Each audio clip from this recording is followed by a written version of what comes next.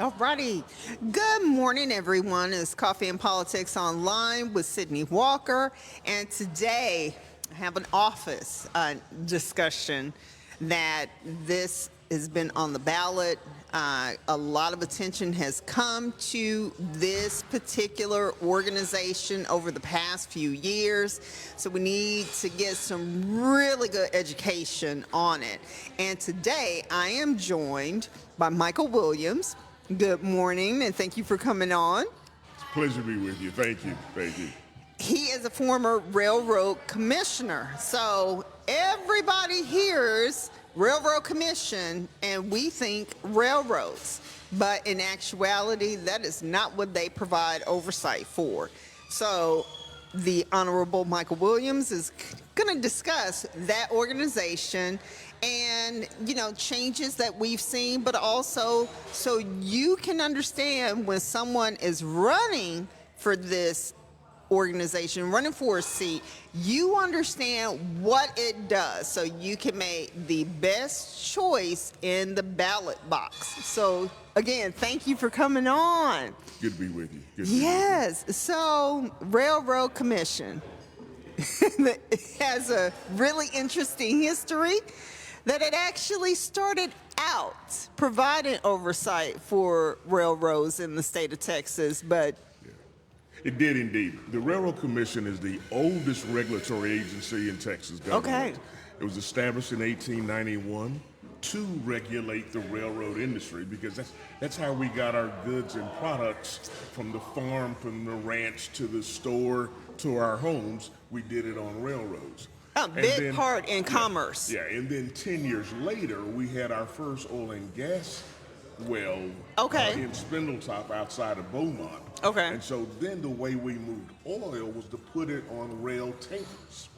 And so that's the relationship between the Railroad Commission and oil and gas. But it started out really to regulate the railroad industry. Okay. But it's the worst named agency in American government today because it has absolutely not a damn thing to do with railroads. And regular people, they see that and they're thinking railroads and how much oversight do we need with railroads because how much are they being used in this day and time? Well, railroads are being used quite a bit. Okay. But in 2003, when I was chairman of the commission, I was chairman a couple of times, but in 2003, when I was chairman of the commission, we only had 14 employees that dealt with railroads out of the 1,000 employees that we had. Okay. And I proposed to the legislature to move those 14 employees to the Texas Department of Transportation. Okay. There were energy activities elsewhere in state government. I said, move those to the Railroad Commission. And oh, by the way, change the name from the Railroad Commission to the Texas Energy Commission, because we are the premier energy agency in America. And the legislature moved the 14 employees. Okay. They gave us one of the activities that I wanted. But no name change. But they refused to change the name. That's so interesting because, as lay people here in the great state of Texas, you take everything at face value. And so to understand that the main oversight for transportation is with the Department of Transportation, that includes our railways. And now, really focusing on the oil and gas industry. So kind of talk about, what that oversight means. Well, the Railroad Commission oversights, I have to say, oil and gas production. And we are the number one, Texas, we are the number one producer of oil and natural gas in the country. We're the fifth largest, if we were a country, we're the fifth largest producer of oil in the world. Hey. And same with wind. Okay. We produce wind as well. But people don't realize that Texas is also the fifth largest producer of coal. No. In the country. Really? Now, our coal doesn't look like everybody else's coal. Everybody else is used to coal that looks like a brick. Mm-hmm. Our coal looks like peat moss, but it burns and it makes electricity just like every other kind of coal. So we've got the Railroad Commission oversight, oil and gas production, coal and uranium mining in this state, pipelines. We have the largest array of pipelines in the country.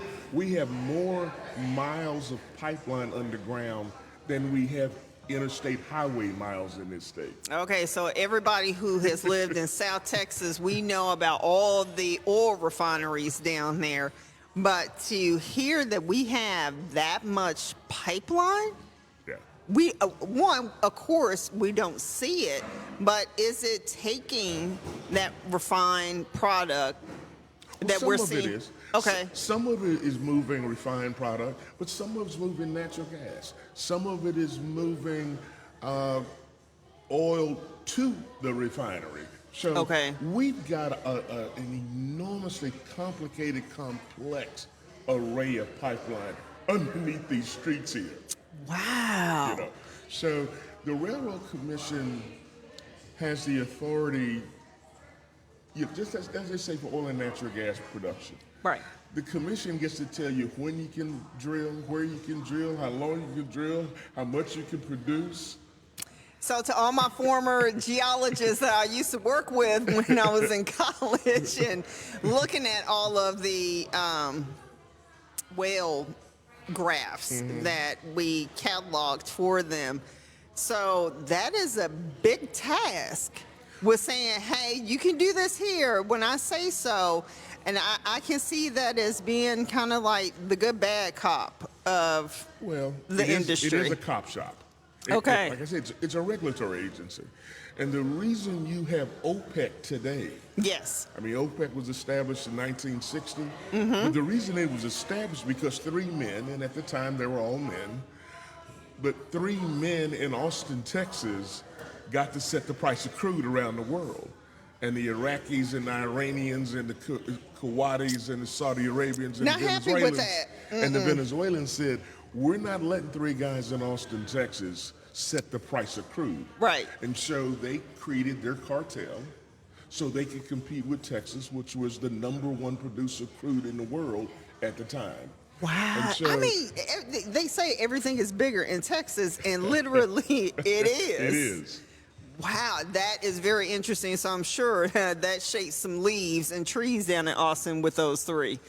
Well, they did. I mean, you know, there's a lot of stories about railroad commissioners and how they've dealt with things and what they've done. But if you look at the history of Texas railroad commissioners, there's some big stars in that lineup, that Okay. roster of former commissioners. So talk about those former stars, because most people don't know their railroad commissioner representative. I mean, a lot of people don't even know this existed. Well, yeah, I just think of one, Kent Hance. Okay. And I think of Kent as one of my mentors. Former state rep, former state senator, former U.S. congressman, former railroad commissioner, ran for governor, former chancellor of Texas Tech University System. Okay. So, A long jacket. Yeah, the railroad commissioners have done enormous things over the course of the history of this state. Okay. And in large part because you're regulating what is the cornerstone of the Texas economy. Right. So it is still, I mean, you think in 2023, the oil and gas industry contributed $26 billion to state and local taxes. About 500,000 direct jobs to the state of Texas. It is still today, with all the diversification that's occurred in our economy, it is still the cornerstone of the Texas economy. You bring up a really great point, and you know, former guest, and you know him, Edwin Flores, and we kind of got into artificial intelligence. And so I would assume that the commission is starting to investigate that or look at what that will mean for the oil and gas industry. You have any? I would imagine that the industry is. I mean, the agency isn't, because the agency doesn't have any jurisdiction in that space. Okay. But it has to understand. Let's just do this part. It has to understand that with the coming online of AI, we're going to be using more energy. So the agency has to understand, how do we produce more energy? How do we produce more power? For the robots and whatnot doing. For all of us with our iPhones and our, Yes. Yes. our computers. We're going to have and more whatever. things to charge. That's exactly. No, exactly. Yes. And so the agency has to understand that. It has to understand, how do we do that? Because that's part of who we are now. Yes, modern society. Yeah. We are all about our gadgets, our tech, watches. One thing that I'm a dinosaur, and I will admit it, I love headphones that plug into my device. I don't want to charge another daggum thing. I almost said something else just then. I don't want to charge anything else. And I have an electric lawnmower, and everything is electric. And I know with trying to move towards being more eco-friendly and more responsible from not being such an energy guzzling society, how do we get it? We're going to have to produce more energy for that. Let's be careful. The fact that we produce energy and the fact that we can use energy is part of what drives this economy. Yes. That's what makes us different from the folks who are burning wood for heat. Right. Okay. Right. So I want us to be careful that using energy is not a bad thing. No. It's not a bad thing. No. It's not a bad thing. What we need to do is to use it reliably, use it safely, use it responsibly. Yes. But using energy is not a bad thing. That's what drives this economy. Right. That's what makes this state what it is. So, but have you heard about Texas joining the grid and us not being an independent grid? That's a bad idea. I mean, we're no. Texas. Yeah, I would never think that we're never having a state income tax, we would never give up our electrical grid. I cannot imagine us getting rid of our independence, right, and having a grid that, for the most of Texas, I mean, the top part of the Panhandle is not part of the Texas grid, but I cannot imagine Texas foregoing that and joining the national grid.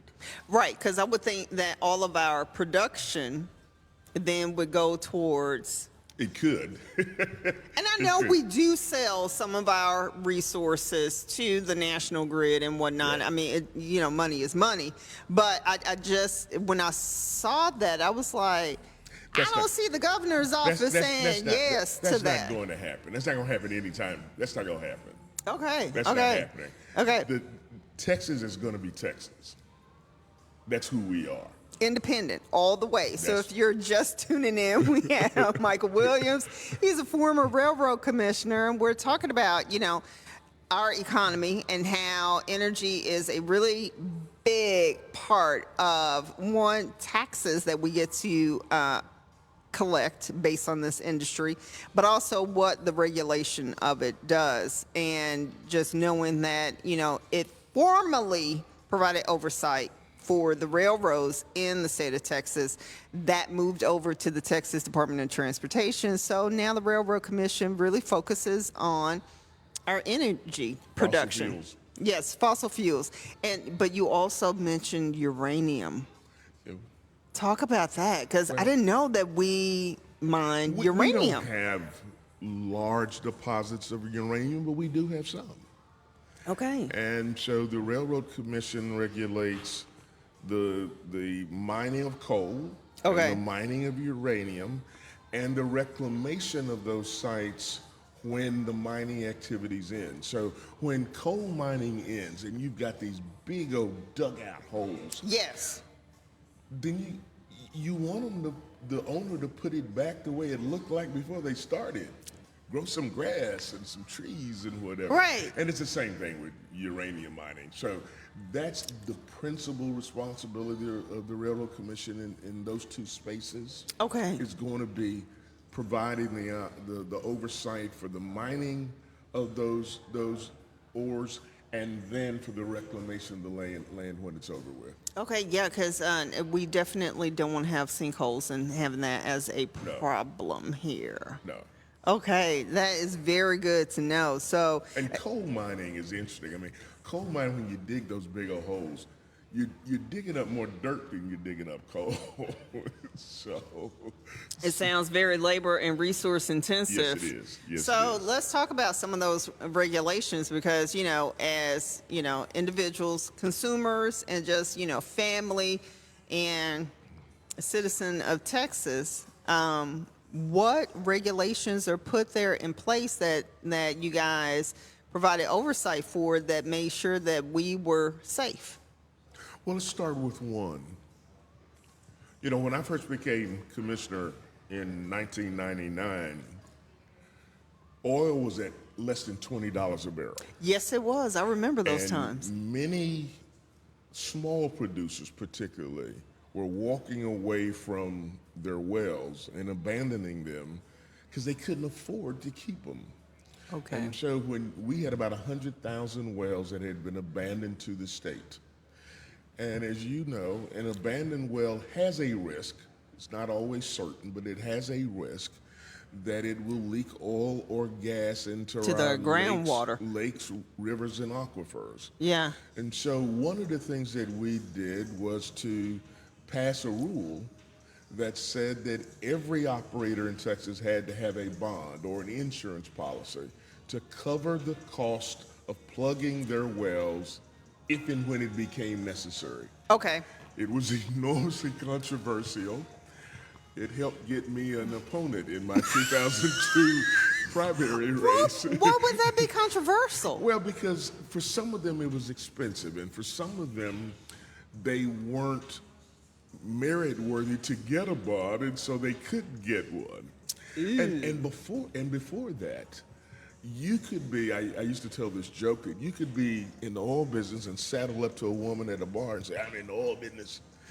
And you hadn't spent $100. It costs you more than that to be a barber or a cosmetologist. Yes, it does. So, but they couldn't get a bond because they weren't credit worthy. Ooh. So they were a little upset. But that was a good thing that we did. That was a good thing. I would imagine so. Because I don't want to say, well, it's a naturally produced chemical in the planet. And it has a need, well, we have a need for it with using it for cooking and heating our homes and powering our world. Exactly. But at the same time, you don't want to put the baby out with the bathwater, Well, where, we're absorbing toxic chemicals or any sludge or poisoning our water. I mean, Yeah. as I said, we have to ensure that's the responsibility of the commission. The responsibility of the commission is to oversee production and encourage production.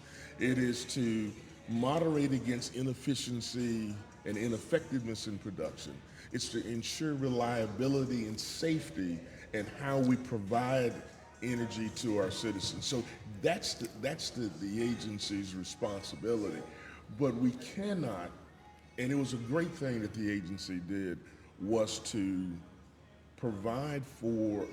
require these bonds or these insurance policies so that there's dollars available to plug these wells. You as a taxpayer don't want to pay for it. No. Okay. No, not my responsibility. Okay, so have the operator, whose well it was, provide at least some of the dollars to pay for it. Okay, so One of the other things that we did, and another piece of what the agency does, the agency also regulates your natural gas utility, yes, Atmos. yes. And there was a time when, unfortunately, there were a couple of house explosions. And there was a reporter here in DFW that said it was about the couplings, and it wasn't the couplings. Okay. Atmos was one of the largest, if not the largest, natural gas utility in the country, and one of the oldest. And before they bought it, it had not been maintained. Right. And so one of the things that we did through regulation was increase and enhance their inspection and maintenance regime so they could then provide the maintenance and inspection for that for their system. And that really became an issue with the February 2021 storm, that, you know, the gas lines were freezing. And as we know, petroleum products and natural gas and whatnot, they have very temperatures that, you know, they can withstand a lot. And so as a business owner, I just think that is supposed to be part of your cost of operating. Well, I wasn't a commissioner in 2021. Sure. In that storm, but I was a commissioner in 2011, 10 years earlier, when we had a storm that was very, very similar. Yes. And in responding to that storm, we sent the legislature a series of recommendations about the need to weatherize gas wells, pipelines, natural gas and electric facilities, and enhance that. Now, we did not have the authority to require it. Okay. Because the legislature had not given the agency the authority. But we can make the recommendation that you guys can require it. And the odd thing is, we know what to do. Right? The technology is available. We know, we know how to create redundancy, and we know how to provide sufficient electricity for the 33 million Texans that are here. The question is, who's going to pay for it? Yes. Do you and I as ratepayers pay for it? Does the utility pay for it? Or does the state pay for it? Right. Or is there some kind of combination? Nation. But we know what to do. So I just hate, you know, the optics being that the businesses don't incorporate it as part of their operating costs. Well, that's I said optics. I'm not saying that it doesn't occur. Remember, in the electricity market, we have a deregulated market. Yes. And so in the natural gas market, it's a regulated market. But in the electricity market, it's a deregulated market. And if I am a CEO or a board member, I'm kind of reluctant to do stuff that's not going to give me a return on my investment immediately, okay? So we should understand some of their reluctance. And in terms, let's just say in terms of what happens in natural gas wells, and the need to weatherize natural gas wells. They weatherize natural gas wells in the Panhandle. Because it gets cold. They don't weatherize them in the south. Because we're in hell in this part. They don't Well, the weather isn't. I've lived in South Texas. Okay. I did not wear a coat while I was there because it just did not get cold like that. And that's the issue that we have in terms of weatherization and the requirement. Is that we're talking about, you mentioned 2011, and you mentioned 2021, I went to 2011. Yes, this is not a new. If we're going to have 3 days of severe cold weather over the course of 10 years. I'm going to play Russian roulette. I'm going to ride that out. Okay. No, I understand. I understand both sides. Okay. So, yes, as a responsible business owner, you know, I would think with tucking away some money as part of the profits that you obtain to make sure that your product doesn't fall into a disarray. But yes, we have had some freak weather incidents, and so I can understand not necessarily wanting to, you know, make sure everything is shored up for this anomaly. But I think in this past legislative session, the legislature reached the right balance. Yes. In terms of, number one, making some things in terms of weatherization a requirement, and in helping the industry pay for some of those expenses. Okay. And that is I say the commoners, you know, middle class America, you know, we are feeling the pinch on everything. And I tell people all the time, if you want to see how much in taxes that you're paying, just open up every utility bill. It's not just your employment taxes that you're paying and sales tax and property tax.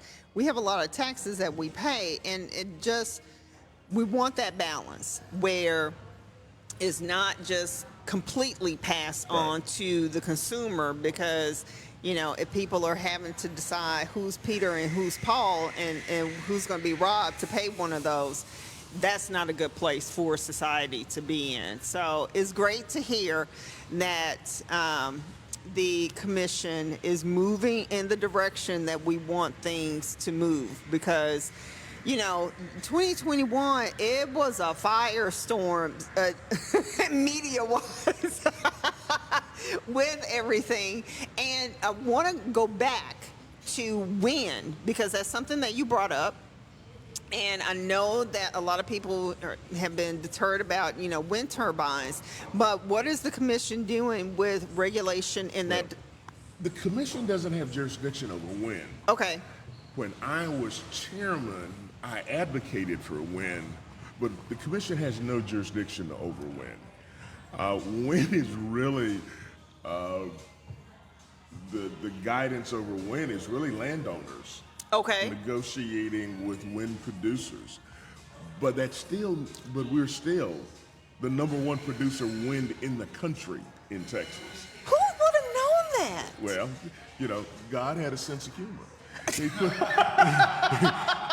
West Texas has all that wind. No, the panhandle. Okay. The sweet spot for Texas wind is in the panhandle. Really? But the demand load is Dallas, Fort Worth, and Houston, Galveston. And so God wanted to make sure that we could figure out how to get the wind from the panhandle to DFW and to the urban areas. Yeah. But, again, if we were a country, we'd be the 5th largest producer of wind energy in the world. We'd be behind China and India and Germany. So, 5th largest in the world.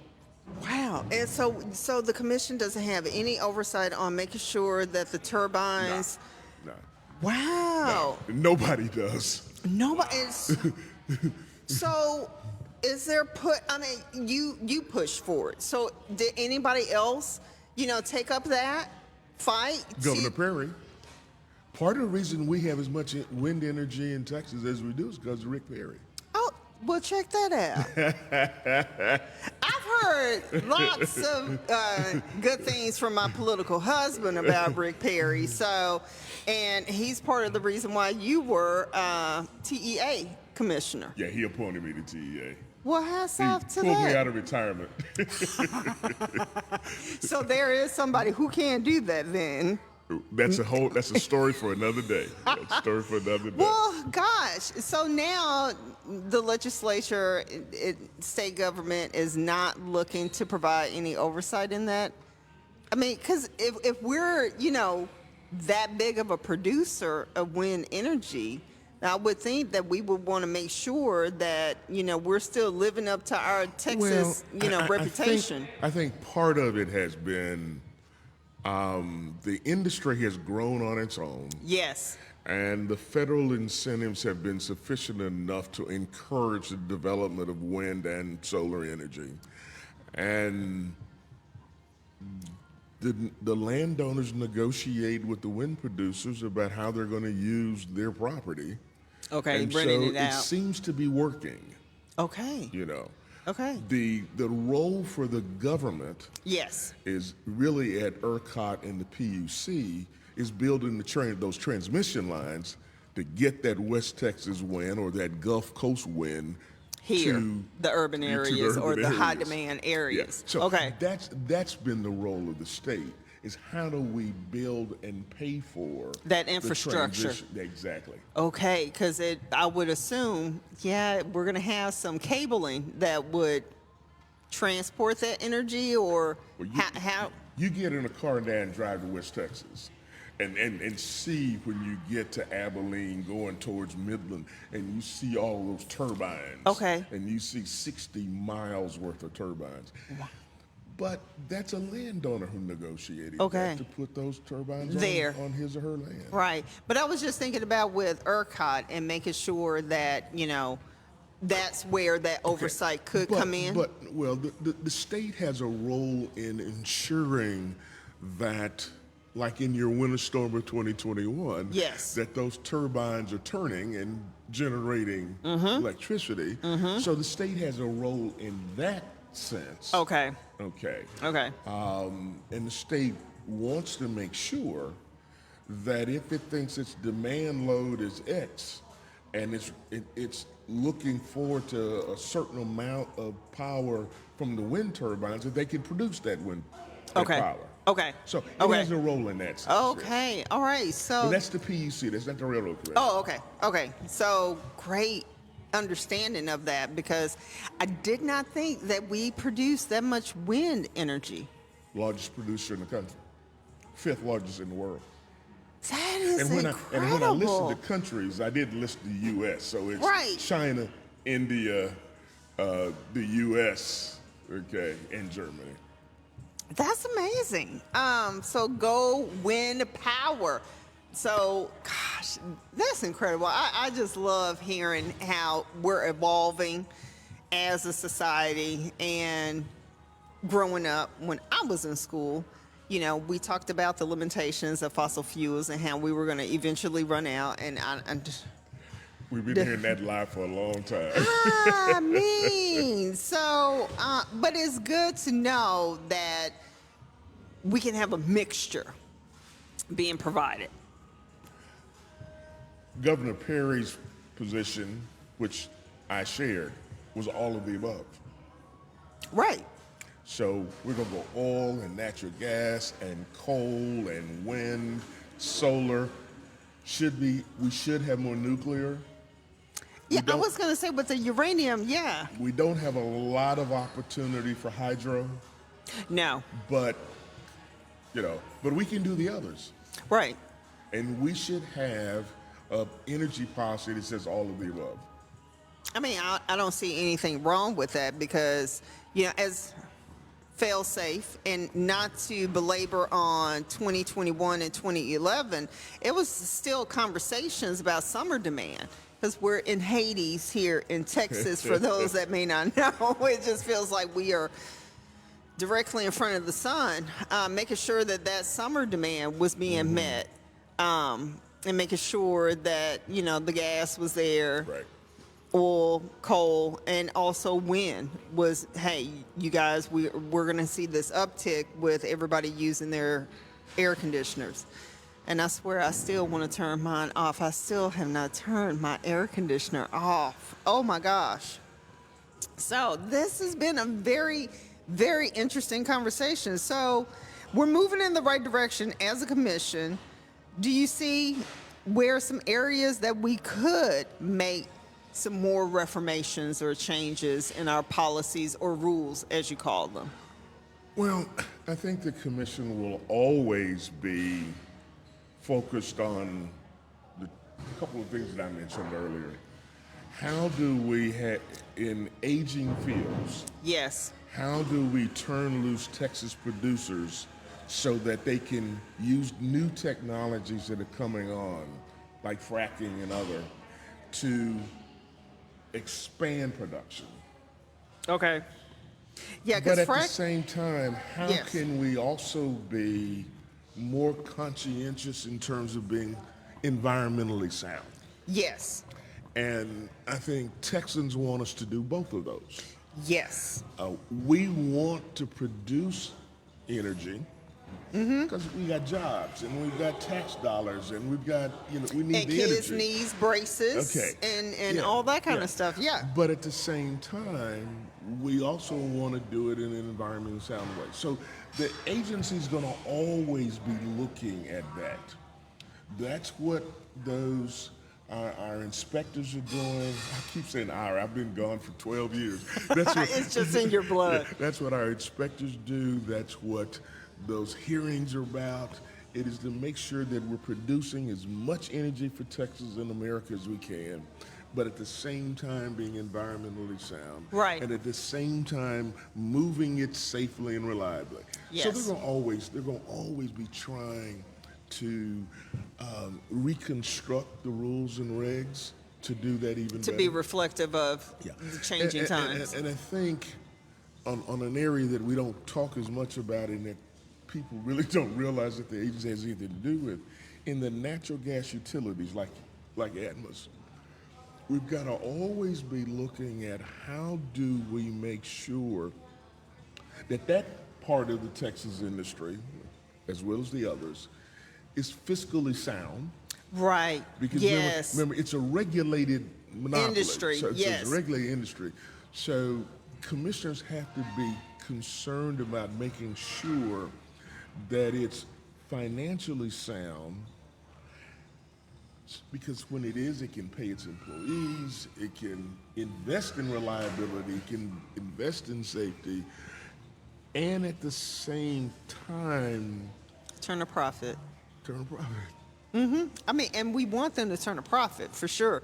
But again, as you said, being sound and being able to Yeah. make the upgrades, invest in new technology. Because everything, and one thing that I learned from Edwin is delivery of systems and getting those Yeah. patents on how things can be delivered better. Yeah, I went to New York like 3 years in a row to visit with the executives at Moody's and Standard & Poor's. Oh, yes. And their question was, as a regulator, how are you regulating your utilities such that they will be financially sound? Right. And that was always an interesting 3-day conversation that Okay. about 5 or 6 of us regulators Yes. from around the country would have with them. Because people do have kind of, well, lay people have one thing about regulation, like we don't have enough. There need to be more checks and balances. And then you have businesses that are like, hey, we are drowning in regulations here. They're about to strangle us with all of this, and getting that balance there, but making sure that in 25 years, you're not closing shop. Yeah. Because it would be, I would say it would be difficult, I don't know, for a new sheriff basically to come in and take over and make sure that we're not missing a beat with the gas. Yeah, but we're Texas, so that's not going to happen. We're Texas. It is, again, we probably mentioned Governor Perry too much in this conversation. okay. But I mentioned one last time. He used to say that he used to enjoy going hunting in California. He wasn't going deer hunting. He was going business hunting. He was going to get California businesses to move to Texas. We're open for business in Texas. We are. That's who Yes. we are. Yes. That's who we are. Yes. And we are business friendly, and that's why, for a long period of time, we had 1,000 people a day moving to the state. We still have a lot of people coming in droves. And, yeah. and that's why businesses, whether it's Elon Musk or whomever, that's why they're moving businesses here, is because we're business friendly. Right. And we're unabashedly business friendly. Yes, Okay? we do. Our Okay. state government does promote that heavily. That's who we are. Yes. So it's good, I will say, from an agency standpoint, providing the oversight and doing what is right and what's needed, but also saying, hey, we have to look at it from a business standpoint and not be so burdensome that it's cost prohibitive or we're just not going to be in business. Because I like my hot water. I like it scalding hot in my showers and my baths. So I want the natural gas to keep flowing, and I like my air conditioning. Even with my hot flashes, I still love my air conditioning to keep my temperatures right. So as far as the commission and having meetings, how is the public encouraged to attend the physical meetings if they're able to, if you're in Austin, or is there? Meetings, first of all, I mean, obviously the agency is a state agency, and so Yes. the public, it's open to the public. Okay. And depending upon the construct of that particular commission, they may have the open meeting part at the beginning, they may have it at the end. We did it different ways when I was on the commission. Okay. Members of the public do come. Oh, great. They do indeed come, Okay. particularly when there's an environmental issue. They do come. When there's an Okay. environmental and or safety issue, members of the public will come. Okay, because I've always have stressed that our voters, our regular folks, attend these meetings for the agencies and offices that we vote representatives in, because we should be nosy, we should be in the business, but also just having an understanding of what agencies like this do for us, Yeah. because we're the residents. We're in charge. I always tell the voters, we are in Well, charge. you are in charge, and we as commissioners work for you. And so you should have the opportunity to see what we do while we do it. One of the interesting things about making a railroad commission meeting is the railroad commission is at the William B. Travis building, which is 2 blocks from the state capitol. Okay. It's in the same building with the Public Utility Commission, the same building with the Texas Education Agency, across the street from the Texas Land Commission, across Wow. the street from the Texas Agriculture Commission, across the street from the Bob Bullock Museum. And So they're all right there together. That's right, in that quad, in 2 Yes. blocks from the University of Texas. And so one No can, excuse. one can make a trip to, on certain days, you can make a trip to the Railroad Commission and see the activity of the other agencies at the same time, on the same day. Okay, so people, so important that we understand our government, how it impacts our lives, how it serves us, so we are better informed when it comes to the ballot box. And we know we have this election coming up for the president, but we also have other offices on the ballot that are closer to your front door than Washington, D.C. And I'm not trying to take anything away from the importance of electing a president, but I get more focused on my individuals that are closest to me because, hey, I'm going to feel those changes more than at the federal level. Because remember, they're making laws for the entire country.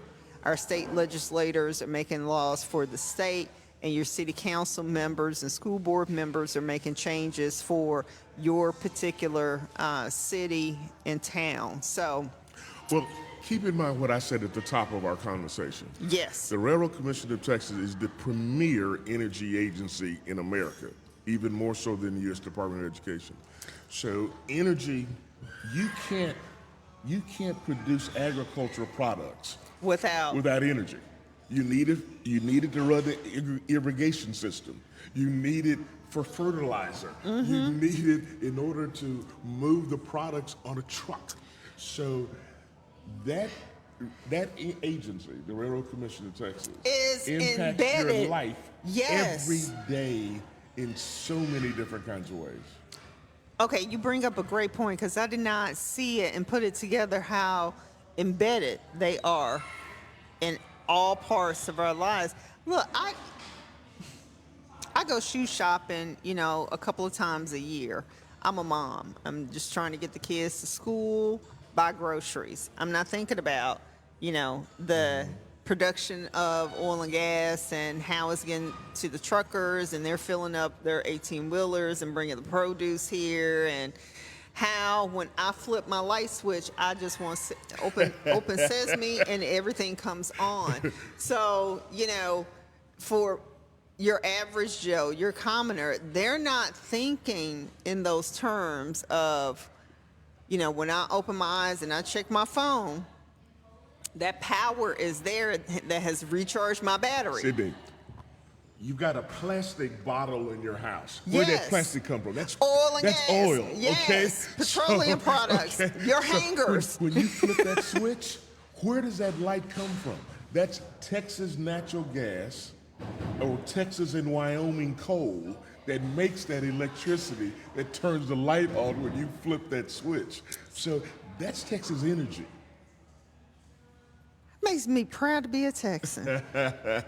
So, again, I want to thank you for coming on the show and explaining this agency, because you have raised awareness on how important it is, but how big of a role it plays in all of our lives.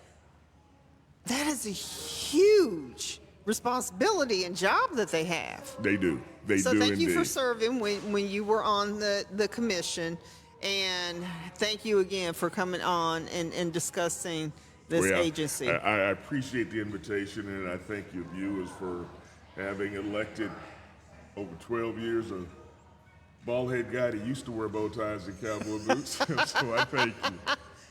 Yeah, you just have your cowboy boots on today, minus the ties. I'm retired. I don't wear ties anymore. Yes, but we were having a conversation earlier that he has certain aspects of his lifestyle that are goals for me. Tomorrow goals. So again, thank you so much for coming on. And we've been having a offline conversation about the TEA and trying to get Mike Morath to come on. But if I'm not able to, Michael Williams here has graciously said that he will come in and talk about the top COP agency for education. Just like with the Railroad Commission, they're the top regulatory agency for our energy here in this great state of Texas. So anything in closing that you would like to leave us with? No. Thank you. All right. So everybody, it's the weekend. Make sure that you spend time with those that are most important to you and stay safe out there. And we'll see you next Saturday.